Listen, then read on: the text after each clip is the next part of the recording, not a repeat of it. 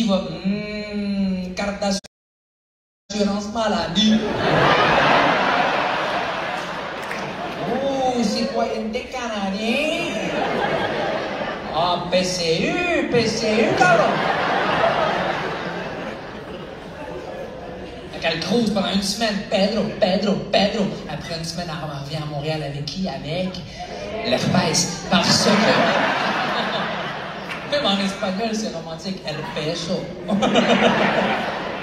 C'est comme un drink de chez vous? Non, mais ça pique. El peso. Ma femme est d'origine syrienne, elle est ici comme moi. Elle aussi, elle aime améliorer l'image des Arabes du mieux qu'elle peut dans son domaine. Elle est éducatrice spécialisée. Parmi l'applaudissement ce soir, on a tous éducateurs et éducatrices. Ah, wow! C'est un plaisir pour moi un honneur de pouvoir vous faire rire ce soir. Merci beaucoup d'être là. Maintenant, ceux qui n'ont pas applaudi, y compris moi, on va applaudir tous ceux qui viennent d'applaudir, mais très, très, très fort. Let's go, les gars. Let's go. Come on, let's go!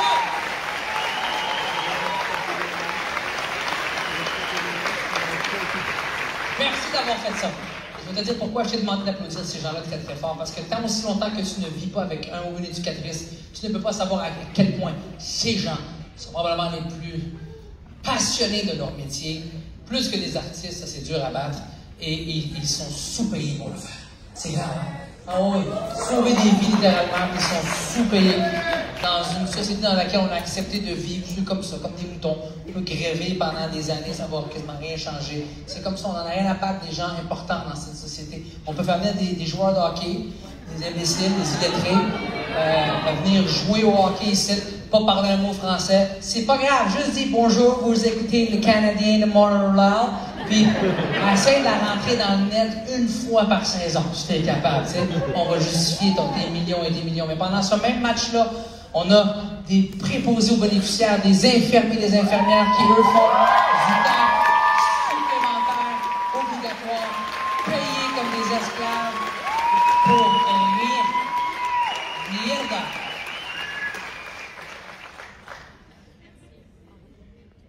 Dégueulasse.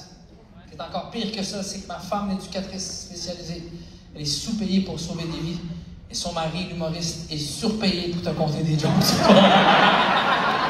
Finalement, j'aime ça le hockey, moi. Elle sauve des vies. Je vais vous conter une histoire qu'elle n'aime pas que je raconte, mais elle n'est pas là, on s'en fout, OK? Ma femme travaillait avec des jeunes en trouble de comportement, des ados. Et puis, elle revenait du lunch un moment donné, puis elle a vu une de ses ados vouloir sauter dans les rapides. L'école était à côté d'un genre de rivière avec des rapides. Tu sautes là-dedans, il y a tellement de courant, tu meurs, même si tu sais nager, là, tu sais.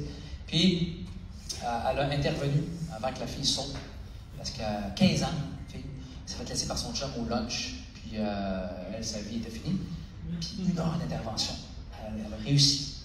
Elle a empêché de se suicider. Elle a fait un suivi avec elle pendant 1 an, quasiment chaque jour. Elle a donné son numéro de cellulaire pour qu'elle l'appelle en cas de crise, en cas de peine d'amour. La jeune ne se gênait pas, elle l'appelait. Des fois, elle appelait à 2 heures du matin. Peine d'amour. À un moment donné, c'est moi qui ai répondu, je sais plus capable. Je suis comme, yo, le gars t'aime plus, va te l'affaire, va te tuer, mais arrête de faire chier, bro. Je te dis, je te passe ma femme. Tiens. Vite, elle va sauter, vite. Je dis à ma femme, t'es un super héros. Elle me dit, mais toi aussi, tu fais du bien aux gens. Je dis, chérie, pas un compliment, merde. Tu fais du bien aux gens. Oui, il y a des limites, là. Je leur fais du bien, je les fais rire. Toi, tu fais des suivis pendant 1 an. Moi, c'est après le show, il me suit ou je les suis, on a un problème. Tu comprends? Elle m'a dit, genre, chez vous, il est 11h, ça cogne à la porte. C'est qui, Denis? La shit Badouri. La joke de Pesso, tu riais pas. Ouvre la porte, s'il te plaît. Des fois, je sais pas quoi dire. Elle arrive à la maison, elle sait pas quoi faire. On dirait qu'ils n'ont pas d'aide. Ils sont pas... Quand ton poste est sous-évalué, quand on voit pas l'importance de ce que tu amènes dans une société, même si toi, tu es convaincu que tu amènes quelque chose d'important, ça va rien changer. Ils vont même pas t'aider, et surtout pas financièrement. Elle connaît ses jeunes, elle et ses collègues, ils connaissent leurs jeunes, ils habitent quasiment avec eux, ils sont tout le temps là à l'école avec eux. Ils savent ce qu'ils aiment. Des fois, elles demandent un petit montant d'argent pour aller faire une activité et tout. Non, ils n'ont rien à battre. Ni l'école, ni la commission, ni le gouvernement. Rien. Non, c'est parce qu'on économise là, pour le gros sapin de Noël. On s'en calisse sur ton sapin. Ça peut sauver une vie, l'activité que je vais faire avec mon jeune. Mais non, ils s'en foutent carrément. Ils ne comprennent pas à quel point c'est important. Dans mon temps, c'était peut-être moins important parce qu'on avait encore un respect et surtout une peur envers l'autorité. Moi, ma prof à l'école, c'était l'extension de la main de mon père. Tu comprends qu'est-ce que je veux dire? J'étais fou, là. J'étais ingérable. C'était impossible. Mais si je peux faire n'importe quoi, te chier dessus, te garocher un pot de gouache d'en face, te voler tes crayons Prismacolor. Mais si Hélène Parent disait « Rachid, là, je vais appeler ton père. »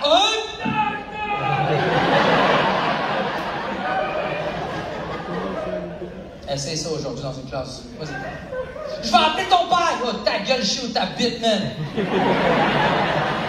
C'est quoi? C'est fou! Quand elle arrive à la maison, je sais pas quoi lui dire. Alors, je sais pas, je vais pas lui raconter des conneries, je ne mens pas à ma femme, fait que je vais plus pour la conseiller avec un côté plus spirituel. On se le cache pas, elle et moi, même si c'est un crime avouer ça aujourd'hui, on croit en Dieu. Calme-toi, reste assis. Fait que je vais avec le côté spirituel. Je dis peut-être dans cette vie-là, ils veulent pas t'évaluer à ta juste valeur, toi et tes collègues. Peut-être quand tu vas mourir dans tes vieux jours, toi et tes collègues, vous allez hériter du paradis, c'est sûr et certain. Je sais pas, vous allez avoir une maison au paradis. Et si vous avez une maison, boy, c'est sûr qu'elle est au coin du boulevard Nelson Mandela et Mère Teresa, tu sais. Elle me senti cute quand j'ai dit ça. Après, j'ai dit, ben non, tu dis vraiment de la merde, Rachid Badouri, parce que tu viens de déclarer que c'est une société à l'envers, dans laquelle ma femme éducatrice, elle est sous-payée pour sauver des vies. Moi, je suis surpayé sur cette terre. Elle va au paradis. Moi, je vais où? Va faire plus chaud qu'à Caillou Coco, hein? Moi aussi, moi, chercher ma maison. Excusez-moi, boulevard Éric Salvaire.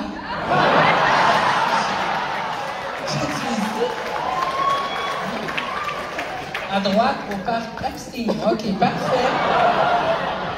Un parc strictement pour jeunes filles. Oh, c'est bien passé. Elle est éducatrice spécialisée avec des gens en troubles de comportement. Je suis son premier projet. Et quand elle n'est pas avec ses élèves ou moi, elle est avec notre fille. Ça va vite, ma fille a 9 ans, déjà ça passe pas trop vite. Tu sais que la pandémie m'a amené une affaire que j'ai mis avec ma fille, c'est que j'ai pu rester à la maison, arrêter de voyager, passer plus de temps, même à apprendre à connaître ma fille. C'est con à dire, les premiers 4 ans, j'étais en train de voyager en Europe, j'ai pas vu ma fille grandir. Puis plus j'allais roter en vous parlant, ça c'est dégueulasse. Le gars bien sentimental. Wow! C'est parce que vous me mettez à l'aise, là, je pense. Tu me touches d'en face, là. Toi, je sais, je vais te roter dans la face. C'est ça? C'est quoi? C'est ça, les chihuahuas? Fait que tu prétends que moi, je mange des chihuahuas, c'est ça? Ça commence, le racisme. Ça s'assied en avant, ça l'insulte les arabes. C'est ça, les bunes, hein?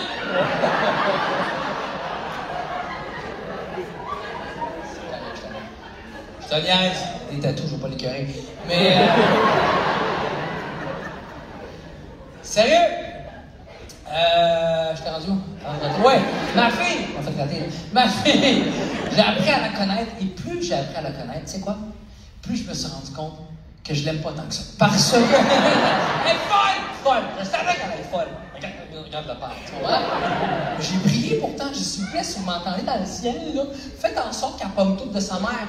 Éducatrice, c'est calme, c'est les aimes. Pomme pas du père, pomme pas de ça. Ça! Moi, c'est un mystère, la science peut pas expliquer qu'est-ce que j'ai. Pourtant, je touche à aucune drogue, là. C'est incroyable. Une chambre, j'ai grandi. Mais ma jeunesse, les années 80, c'était pas encore une mode dans cette province d'installer une étiquette à ton enfant pour y trouver un trouble. Parce que faites attention, je vous avertis, jeunes parents qui veulent des flots, on va trouver un trouble à ton enfant. Peut-être que mon enfant va rien. Comme, écoute, ton enfant va voir quelque chose. TDAH, un TDA, ce que je ris dessus, c'est ceux qui ont été diagnostiqués avec ça. Jamais de la vie, je ferais ça. Moi, si je suis dans votre temps, tout ce qu'il aurait trouvé sur moi, il aurait écrit turbo avant, OK? Je suis dans ton clan, là. Tout ce que je me demande, et je parle tout haut, pendant que des gens peut-être parlent tout bas, je me demande juste pourquoi autant? Pourquoi on en découvre autant? Ça a si changé que ça de notre temps? Non, peut-être parce qu'aujourd'hui, il y a ce qu'on appelle la pilule. Tant mieux si tu penses que ça peut t'aider. Je suis pas en train de te dire que c'est pas bon. Je suis en train de te dire que si t'es jeune ce soir, je sais qu'il y en a, il y a des jeunes qui viennent dans des spectacles. Vous venez encore à mes shows, j'ai 47 ans, vous me suivez, vous êtes des millions à me suivre sur TikTok. Merci, vous me gardez jeune. Mais je veux te dire une chose, si toi, OK, le jeune, on t'a dit que tu as un problème comme tonton Rachid. Tu as un problème de déficit d'attention. Là. Toi, tu n'arrives pas à fonctionner, là, OK? Il y a d'autres solutions aussi, autres que la pilule. Garde-la, ça te fait du bien, mais il y a d'autres affaires aussi. Regarde, un exemple. Lâche ton iPad des youtubeurs français pendant une demi-heure, puis va jouer au ballon chasseur. Tu vas capoter ta life. Une game, tu vas déjà voir une amélioration, OK? Parce que c'est quoi le problème ici? Le focus. Puis tu joues au ballon chasseur, puis qu'à n'importe quel moment, tu peux te faire tuer avec une balle d'en face. Tu restes focus! Je sais c'était quoi la balle d'en face, parce qu'avec les Québécois, c'était juste moi le target. Hey, juste à la dinde! Juste à la dinde!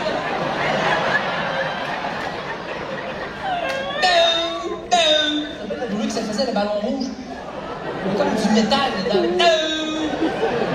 Ça pinçait, mais... J'avais Spalding d'imprimé dans le fond. Mais en l'envers. Next to that. T'imagines-tu si cette mode de découvrir quel trouble mon enfant a aurait commencé dans mon temps et il m'aurait évalué moi? Il serait sorti le médecin après 12 secondes. Appelle la police, François. Je sonne du nez. Les parents qui m'encaquent sont où? Venez ici. On a évalué Rachid, il faut l'abattre tout de suite. Je comprends pas. Est-ce qu'il a un TDAH? Non, mais il va avoir un DB2T, 2 balles dans la tête. Allez en arrière de la chaîne, je vous rends service. Anyways, moi, j'étais à l'hôpital le jour de sa naissance à ma fille. Je suis comme pouce bébé. Quand j'ai vu ma fille sortir, Trois-Rivières, j'ai compris que quand je priais qu'elle pomme toute zen de sa mère, c'était férié en haut. Parce que ma fille est sortie de même.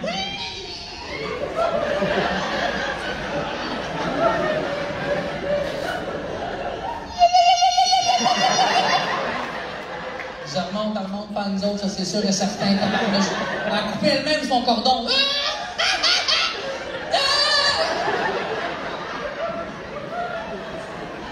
Eh non, j'ai coupé le cordon. Et l'expérience, c'était juste dégueulasse. Je fais jamais ça, bro. Il pogne par surprise, il attend que t'as le bébé dans les bras. Voulez-vous couper le cordon? Pourquoi? Finis ta job, bro. Le bébé, il a 15 secondes de vie, le mettre sous le sein de ma femme pour téter. Pas dedans, une vipère. Les deux en même temps. Déchirer le washer de ma femme, c'est elle la folle, elle saigne, puis elle rit. Ah, cute, hein? Non! On l'appelle comment? Satan! C'est pas un nom de fille. Satanette! Chétanette pour le Maroc, tiens. Je vais l'échanger sur place. Pas d'autre bébé dans le poignard. Un bébé. Bébé arabe. Cool, mais roux. Qu'est-ce que je fasse avec ça? Je viens de te dire que c'est tough, tu sais, de vivre en tant qu'arabe dans cette société sans passer par les maudits stéréotypes. Écoute, faut en plus qu'il soit roux.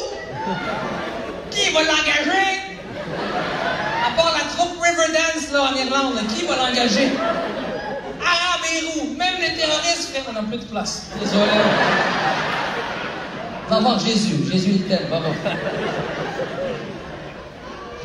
Ça... C'est quoi ce cri à l'aide? Ça commande de respect voir une femme accoucher. C'est incroyable. Beaucoup de monde passe encore du temps, perd du temps à nous casser les oreilles, la tête, les couilles, à nous faire essayer de comprendre que l'homme est supérieur à la femme. Va voir un accouchement. Tu vas comprendre, elle est où la différence entre un homme et une femme. La résilience, le courage, tous ces mots dans le dictionnaire devraient être accompagnés de cette photo, de cette femme avec les pieds sous les étriers, dilatée à 40, là, OK? Avec une noix de coco qui sort, conehead qui sort, c'est... Si toi, t'es un homme et t'as vu ça, t'as été témoin de la souffrance d'une femme à travers un accouchement et tu continues à ne pas respecter les femmes, t'es ou un esprit d'imbécile ou un juge de la Cour suprême aux États-Unis. Un des deux. Mais sinon, pour ceux qui l'ont compris, mais sinon, ça commande le respect. Ma femme a passé à travers. Écoute, c'est pas possible, le monde qui casse. L'homme, c'est prouvé, là, dans plusieurs domaines, est supérieur. Hey! Sors de tes fesses! Un melon d'eau! Sors de ton cul! Sans une crache, là! Pas une cantaloupe, là, triche pas! La pastèque! Après, on jase! Ma femme a passé à travers postpartum, tastastam, tum-tam, tum-tum. 3 mois de nausées. Chaque jour. J'avais des nausées à cause de ces nausées. Elle faisait exprès. Dès que ça y pognait, elle me cherchait. Babe, t'es là, babe, check, babe, c'est venu.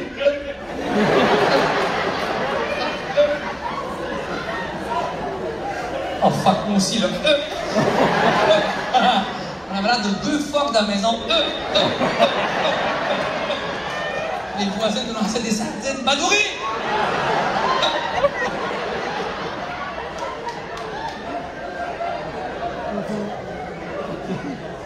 Ça commande de respect pour entendre accoucher. C'est pas normal. Des super-héros dans mon livre à moi, des super-héros. Man, pas possible. Faut pas être normal que quand, après toute cette souffrance, on te met le bébé dans les bras, tu penses à rien qu'une chose, c'est sourire. Pleurer. Hey, tu lâches-toi dans ce téléphone, merci beaucoup. Pleurer de joie. Sourire, man. Sourire. Je suis contente. Comment tu peux être si contente, madame? Comment tu peux être si heureuse quand tu laisses une telle scène de crime à l'hôpital derrière toi? Bro, il y avait du liquide d'elle par terre. Son radiateur, il avait craqué. Elle checkait des jambes, ils l'ont stabé dans le dos, les médecins, pour l'épidurale. Je pense qu'ils ont pogné la colonne. À un moment donné, t'es comme ch'ti. Ça avait l'air des ballons gonflables qu'ils mettent sur la grande ouverture des magasins. Elle a fendu jusqu'au cul. Je connais, elle a splitté. Même Moïse aurait fait, on passe pas par là. Les cheveux dans la face, en sueur, elle tenait le bébé comme Gollum. Mon précieux. Elle se tourne vers moi. Fais-moi-en un autre, chérie.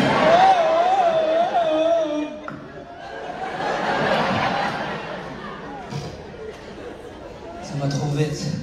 9 ans aujourd'hui. 9 ans, ça va trop vite. C'est malade. Est-ce que c'est moi où les enfants naissent parfaits? Puis c'est nous, après ça, qui... Tu regardes une famille de 3, là. Check le dernier, il se promène dans le...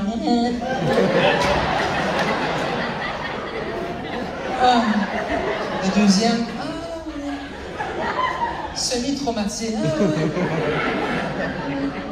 Regarde le premier né.